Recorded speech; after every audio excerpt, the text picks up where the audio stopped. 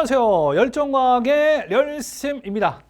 체크 2학년 1학기 1강 시작하도록 하겠습니다. 여러분들 OT를 듣고 오시면 훨씬 좋을 것 같고요. OT 짧으니까 듣고 오셨으면 좋겠습니다. 자, 오늘 이제 1강인데 물질의 특성 첫 번째 시간이 되겠고요. 다음 시간이 두 번째 시간. 네, 교재는 용어 뭐 말씀드렸죠? 그 단원을 잠깐 보시면은 4개의 단원으로 구성이 되어 있는데 오늘은 이제 첫 번째 물질의 특성 단원이고 그 중에서 물질의 특성을 얘기할 겁니다. 물질의 특성 단원은 물질의 특성과 혼합물의 분리 이 두 가지 내용으로 되어 있고요. 오늘은 그 중에서 이제 물질의 특성 얘기를 좀 하도록 하겠고 다음 시간에 이제 밀도 얘기를 하도록 하겠고요. 9페이지에 있는 바로바로 개념 체크는 다음 시간에 한꺼번에 풀도록 하겠습니다. 자, 먼저 이제 물질의 특성이라는 단원이기 때문에 물질의 특성을 아는 것이 가장 중요한 내용이 되겠습니다. 물질의 특성. 자, 정의를 좀 내려보면 물질의 특성은 그 특정 물질만이 가지는 특정 물질의 고유한 성질이에요. 고유한 성질. 근데 중요한 게 있는데 고유한 성질이라고 했는데 아직까지 무슨 말인지 이해가 안 돼요. 고유한 성질인데 이 말이 중요해요. 물질의 양과 관련이 없습니다. 양과 관계없이 일정하다. 물질의 양과 관계없이 일정하다. 이게 굉장히 중요한데 저는 이 물질의 특성을 어떻게 비유적으로 많이 설명하냐면 이름표와 같다. 이름표. 이렇게 제가 자주 설명하거든요. 이름표. 우리가 이제 새학기 들어와서 보면은 뭐 새학기뿐만 아니라 이렇게 사람들을 만나는 어떤 단체에서 새학기로 예를 들게요. 그냥 여러분들은 학생이니까 새로운 친구들을 새로운 학기에 이제 만나게 됩니다. 그렇잖아요. 근데 이름을 하루 만에 다 외울 수 있을까요? 외울 수 없겠죠. 선생님도 대부분 마찬가지실 거예요. 물론 지금은 이제 학생 수가 한 학년당 학생 수가 줄어서 담임 선생님이 외워야 될 사람의 이름의 숫자가 좀 줄어들긴 했습니다만 그래도 몇십 명의 아이들의 이름을 다 일일이 하루 만에 기억한다는 건 좀 쉽지 않은 일이에요. 근데 물론 이제 제가 만났던 선생님들 중에서는 미리 외우셨던 선생님들이 있었어. 와, 그 선생님은 정말 아직도 잊혀지지가 않는데 왜냐면 그때는요 50명이 넘었거든요. 거의 60명 정도 됐거든요. 57명 막 이랬단 말이에요. 선생님 어렸을 때는. 근데 첫날에 다 이름을 외우셨어요. 깜짝 놀랐어요 저는. 자, 어쨌든 근데 이름을 이제 대부분 못 외우는 게 정상입니다. 저도 이제 여러분들 오프라인에서 만나서 보면은 수업 첫날에는 다 기억을 못해요. 그 다음 주도 기억 못할 때가 좀 있어요. 죄송합니다. 근데 학교 선생님이 예를 들어서 순자라고 해봅시다. 순자가 있었어. 최순자야. 순자가 있었는데 순자 이름을 못 외우는 거야. 외우기 어려운 이름도 아닌데 못 외웠어요. 그래가지고 이제 순자를 부르고 싶은데 저 반장이 마침 지나가고 있어가지고 담임 선생님이 반장을 부르고 저 반장 잠깐 와봐. 그래가지고 저 우리 학급에 가서 순자를 설명해야 되는데 순자 이름이 생각이 안 나요. 순자 저 있잖아 키 크고 걔 이렇게 얼굴 하얘가지고 쌍꺼풀 없고 막 설명을 하는 거죠. 그 친구의 특성을 막 설명하는 거예요. 성질을 그 친구의 성질이라기보다는 이제 외적인 어떤 특징을 얘기하는 거잖아요.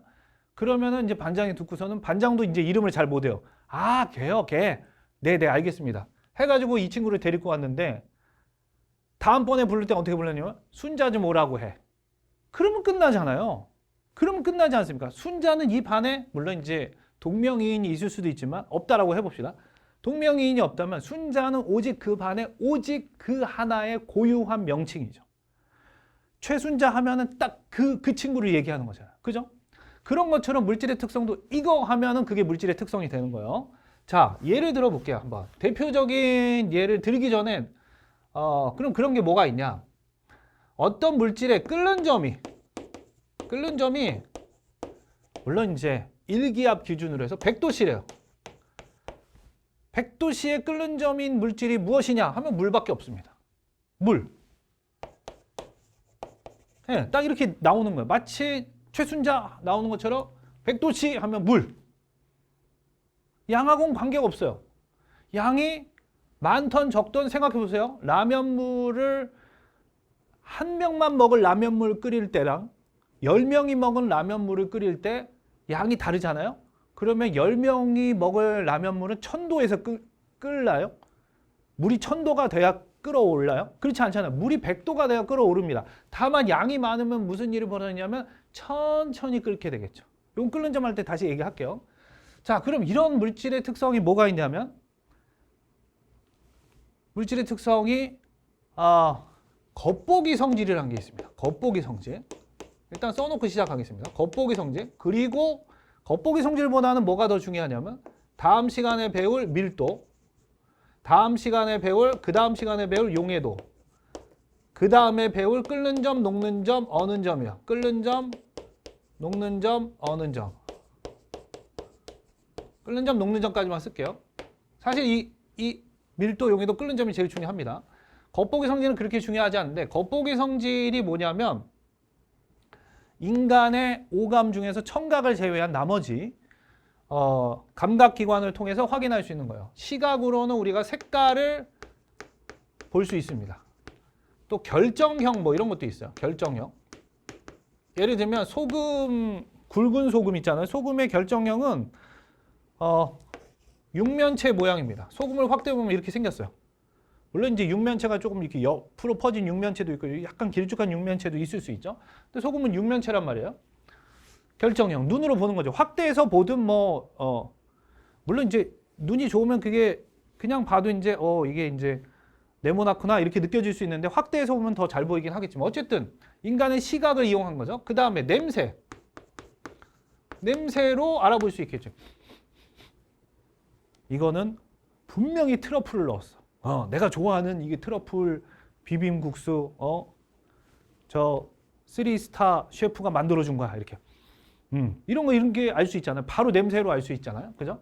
그 다음에, 맛으로도 알 수 있지. 딱 먹었는데, 사장님 여기 식초 들어갔죠? 당연히 냉면인데 식초 들어갔죠. 이럴 수 있잖아요. 그죠? 냉면에 식초가 안 들어갈 수도 있지만, 뭐 이렇게 식초가 뿌려져서 나왔다고 하면. 네. 그 다음에, 촉감. 네. 촉감이 꺼끌꺼끌하다 이런 거. 그 다음에 굳기, 단단한 정도도 손으로 느낄 수 있잖아요. 피부 감각으로. 그죠? 이런 것들이 됩니다. 근데 겉보기 성질은 왜 안 중요하다라고 얘기하냐면 다른 것들에 비해서 밀도, 용해도, 끓는 점, 녹는 점 이런 것들에 비해서는 얘가 좀 겹치는 게 많아요. 겹치는 게 되게 많습니다. 예를 들면 맛이 우리 요새는 이제 제로의 시대지 않습니까? 콜라도 제로로 먹고 사이다도 제로로 먹고 요새 아이스크림도 제로 아이스크림이 있고 쿠키도 제로 쿠키가 있고 저도 이제 콜라를 그렇게 좋아하진 않지만 뭐 또 안 좋아하지는 않는데 콜라를 요새는 저도 대부분 제로로 먹고요. 근데 제로로 먹는 게 뭐 처음에는 다이어트를 생각해서 살찌는 걸 생각해서 했는데 지금은 어떤 느낌이냐면 이게 더 달어. 이게 더 맛있어. 먹다 보니까 그 미세한 단맛이 좀 다르다는 걸 느껴요. 근데 처음에 우리가 제로가 나왔을 때는 굉장히 예전부터 나왔거든요. 처음에는 제로와 제로가 아닌 것의 차이를 그닥 못 느꼈었어요. 물론 이제 예민한 사람들은 좀 느꼈겠지만 그러면 왜 그렇게 느끼냐면 단맛이라는 게 겹치는 거예요. 설탕의 단맛이나 또 어떤 대체 당들 여러 가지 이제 대체 당들이 있을 거 아니에요. 제로 콜라에 들어있는 당들 뭐라고 얘기하진 않겠습니다. 그런 대체 당들의 단맛은 비슷한 단맛이란 말이에요. 그러니까 기존의 콜라의 맛을 대체할 수 있는 거죠. 그러니까 좀 겹쳐. 그럼 이게 설탕이 들어갔는지 다른 당이 들어갔는지 구분하기가 어려운 거죠. 그죠? 색깔도 마찬가지예요. 색깔도 빨간색이면 무슨 물질이에요? 아니 이 세상에 빨간 물질이 너무 많잖아요. 네. 무슨 물질인지 정확하게 모를 수도 있어요. 근데 뭐 예를 들면 황금색. 황금색이라고 하면 순수한 금색을 얘기하는 건데 그거랑 비슷한 색깔인 것도 있어요. 금이 아닌데 금색 비슷한 거 띄는 것들도 있잖아요. 그죠? 네. 그러니까 이런 것들은 좀 겹치기 때문에 이것만으로 물질을 구분하기가 어렵습니다. 자, 물질의 특성은 물질을 구분하려고 우리가 배우는 거거든요. 근데 이것만으로 구분하기가 어려우니까 얘네들을 배우는 거예요. 그럼 간단하게 얘네들의 정의를 좀 얘기해 볼게요. 다음 시간부터 또 자세히 얘기하겠습니다. 밀도는 밀집한 정도예요. 쉽게 말하면 밀집한 정도인데 같은 크기로 잘랐을 때 누가 더 무겁냐를 얘기한 겁니다. 그래서 같은 크기라는 건 단위 부피당 이렇게 얘기해요. 질량을 얘기합니다. 단위 부피당 질량. 똑같은 크기로 잘랐을 때 누가 더 무겁니? 이걸 비교한 거고요. 용해도는 용해되는 정도입니다. 용해되는 정도예요. 용해도는 여기까지만 얘기할게요. 용해되는 정도. 왜냐하면 정확한 정의는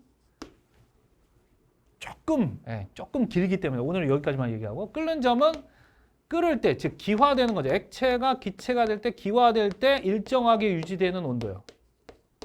액체가 기체될 때 일정하게 유지되는 일정한 온도. 일정하게 유지되는 온도인데 그냥 이렇게 줄여서 쓸게요. 녹는 점은 녹을 때 일정하게 유지되는 건데 녹는다는 게 뭐예요? 융해가 되는 거잖아요. 용해 아니고 융해입니다. 고체가 액체될 때 일정하게 유지되는 온도를 녹는 점. 그럼 어느 점은 액체가 고체될 때, 응고될 때 일정하게 유지되는 온도가 되겠죠. 그죠? 이런 것들이 물질의 특성이 된다는 거. 요거 말고도 물질의 특성 그럼 딱 요것만이냐? 그렇지는 않죠. 그렇지는 않지만 우리가 요걸 배우는 거고. 자, 그 다음에 요것도 좀 얘기해 볼게요. 그러니까 물질의 특성이 아닌 거. 물질의 특성이 될 수 없는 거. 아닌 것을 예를 들어 보면 이런 거죠. 부피, 길이, 질량, 온도, 농도 이런 것들이 있습니다. 양에 따라 달라질 수 있어요. 그러니까 부피, 근데 밀도는 단위 부피당 질량인데 부피랑 질량이 같이 나오는데요. 그렇죠. 이거는 부피와 질량은 양에 따라 달라지거든요. 많이 있으면 뭐 예를 들면은 질량이 3kg이에요. 어떤 물질이에요? 모르죠. 돌이 3kg일 수도 있고 쇠가 3kg일 수도 있고. 그죠? 양에 따라서 달라요. 돌이 엄청나게 크면은 뭐 30kg도 될 수 있고 300kg도 될 수 있는 거죠. 길이도 마찬가지죠. 플라스틱이 길이가 3cm다. 3cm짜리만 있나요? 아니죠. 플라스틱의 양에 따라서 길이는 달라질 수 있단 말이에요. 근데 길이와 길이가 만났는데, 그러니까 양과 양에 따라서 달라지는 단위가 만났는데 달라지지 않는 단위가 된대요. 희한하죠? 네. 요거는 다음 시간에. 네. 온도, 농도도 마찬가지예요. 온도. 그러니까 이렇게 생각하시면 돼요. 끓는 점이 100도씨다 하면 물이잖아요. 근데 온도가 만약에 10도씨예요. 자, 온도 10도씨는 무슨 물질입니까? 모르죠. 이거는 뭐 양에 따라 꼭 온도가 달라지지 않는다고 하더라도 그 물질만이 가지는 고유한 성질이라고 보기는 어렵잖아요. 농도도 마찬가지예요. 10%면은 설탕물이에요, 소금물이에요? 모르죠. 10% 설탕물이 있을 수도 있고 소금물이 있을 수도 있고 뭐 여러 가지로 있을 수 있잖아요. 그래서 이런 것들은 물질의 특성이 아니다. 그러니까 양에 따라 달라질 수도 있고 그 물질만이 가지는 고유한 값이 아닐 수도 있어요. 그래서 이런 것들로는 물질을 구분할 수가 없다라는 거. 자, 두 번째로 가도록 하겠습니다. 두 번째는 다음 시간에 이제 밀도 얘기를 해야 되는데, 밀도는 아까 뭐라고 그랬냐면 단위 부피당 질량이라고 그랬거든요. 그러면 부피와 질량을 우리가 측정을 해야 돼요. 측정해서 알아봐야 되는데 그 측정하는 방법에 대해서도 좀 얘기를 하도록 하겠습니다. 일단은 부피는 액체를 측정할 때는 주로 눈금 실린더, 눈금이 있는 걸 이용합니다. 눈금 실린더를 많이 이용해요. 눈금 실린더. 예를 들면은 자, 눈금 실린더가 이렇게 있다라고 해볼게요. 이렇게 있어요. 그러면 여기 이제 눈금이 있을 거 아닙니까? 뭐 이런 식으로 눈금이 있겠죠. 그러면 여기다가 뭐 물을 넣었다든지 어떤 액체를 넣었어요. 그러면 이렇게 이제 이렇게 차겠죠. 그러면 뭐 정확하게는 이게 확대를 해보면 실제로 물 같은 경우는 약간 이렇게 돼요. 이 끝부분이 살짝 올라가거든요. 그러면 어디 눈금을 읽어야 되는? 눈금을 읽으면 됩니다. 여기 평평한 부분, 여기 있죠? 여기 눈금을 읽으면 돼요. 여기에 눈금을 읽으면 되는데, 예를 들어서 여기 눈금을 읽었어요. 근데 30이라고 써져 있어요. 단위는 밀리리터고 30이라고 써져 있어요. 그러면 30이라고 읽지 않고 30.0 밀리리터 10분의 1 단위까지 읽어줍니다. 이게 일반적이에요. 왜냐하면 이렇게 읽는 이유가 뭐냐면 예를 들면 여기 30ml고 여기가 둘, 셋, 넷 이렇게 돼 있고 둘, 셋, 넷 이렇게 돼 있다고 하면 여기가 25잖아요. 여기가 20이고 그러면 여기 있을 수도 있잖아요. 물이. 30과 29 사이에 있을 수도 있잖아요. 근데 눈금에는 없단 말이에요. 30과 29 사이엔 눈금이 없단 말이에요. 그러면 29.5 이렇게 읽는단 말이에요. 그런 것처럼 여기도 여기 눈금에 딱 맞긴 하지만 그 뒤에 자리까지 읽어줍니다. 이게 보통 그래요. 그렇게 읽어주는 게 원칙이에요. 자, 그래서 액체는 그냥 눈금 실린더에 넣고 읽으면 돼요. 그런데 고체 같은 경우는 어떻게 하냐? 고체는 액체의 도움을 받기도 하고 안 받기도 하는데 예를 들면 모양이 규칙적인 고체, 예를 들면 이런 정육면체 이런 것들은 가로 세로 높이 곱하면 되잖아요. 뭐 그다음에 구의 부피도 구하는 식이 있고 그죠? 모양이 일정하면 뭐 원뿔이라든지 그러니까 원기둥이라든지 이런 것들은 다 부피 구하는 공식이 있지 않습니까? 그런데 모양이 이렇게 안 생기고 일정하게 생기지 않고 수학적으로 풀 수 있는 게 아니라 이렇게 생겼어요. 이거 어떻게 할 거냐? 근데 얘가 물에 녹지 않아. 예를 들어서 이게 돌이다 이거요. 그럼 여기다 넣습니다. 여기다 넣어요. 제가 완벽하게 똑같이 못 그리겠지만 자 여기다 똑같이 넣었어요. 그러면 얘가 이제 가라앉겠죠. 그래서 실에 매달아서 이렇게 넣으면 좋습니다. 왜냐하면 나중에 꺼낼 때 좋으니까. 가라앉게 되는데 얘가 처음에 물의 높이가 여기였잖아요. 30ml. 여기였는데 얘가 좀 증가하겠죠. 이렇게. 예. 이만큼 물이 이렇게 이제 물의 높이가 증가했어요. 그러면 증가한 이 물의 높이, 증가한 물의 높이만큼이 부피입니다. 그러니까 예를 들면 여기가 38이라고 해볼게요. 38.0ml. 그러면 30에서 38이 됐으니까 이 고체의 부피는 얼마냐? 8ml죠. 이렇게 재는 겁니다. 기체 부피도 재는 방법이 있지만 고체만 여러분들이 고체 액체만 알아두시면 되겠고 그 다음에 질량은 뭘 가지고 재냐면 주로 저울 가지고 재는데 정확하게는 이제 원래는 윗접시 저울을 주로 재요. 윗접시 저울. 근데 우리가 일상생활에서는 그냥 일반 저울로 재지만 윗접시 저울로 재는 게 질량을 재는 사실은 기준입니다. 원래는 윗접시 저울은 이렇게 양쪽에 접시가 있고 양팔 저울은 위에서 아래로 내려오는 거예요. 자, 요렇게 있고 이렇게 균형을 맞춘다라고 해볼게요. 근데 제가 예를 들어서 금을 샀어요. 금덩이를 뭐 이런 거 샀습니다. 좋아. 금덩이를 샀어요. 근데 추가 있어. 추. 그래서 얘가 이쪽으로 기울어질 거 아닙니까? 근데 어떤 추를 올려놨더니 1kg짜리 추를 올려놨더니 딱 균형을 이뤄요. 그럼 얘도 1kg이에요. 질량이. 1kg 금이 있었으면 좋겠네요. 근데 요새는 이렇게 하진 않고 대부분 그냥 전자저울 이렇게 생긴 저울에 여기 이제 눈금이 이렇게 나오는 거 있잖아요. 여기다 그냥 올려놓으면 여기 이제 눈금이 나와서 그걸 읽어버리죠. 근데 이제 원칙상으로는 이제 윗접시 저울을 쓰는 게 원칙이긴 하지만 요새는 다 이렇게 전자저울로 잽니다. 자, 그 다음에 부피의 단위는 밀리리터나 리터나 세제곱 센티미터, 세제곱 미터도 쓸 수 있죠. 이런 것들을 씁니다. 근데 단위를 보면 1리터는 1000ml고요. 밀리리터랑 같은 단위가 세제곱 센티미터. 그래서 1000세제곱 센티미터랑 1000ml는 같습니다. 근데 1세제곱 미터는 하나, 둘, 셋, 넷, 다섯, 여섯 세제곱 센티미터요. 10, 100, 1000, 만, 10만, 100만 세제곱 센티미터입니다. 그러면 이걸 리터로 따지자면은 공 3개 지우니까 1000리터죠.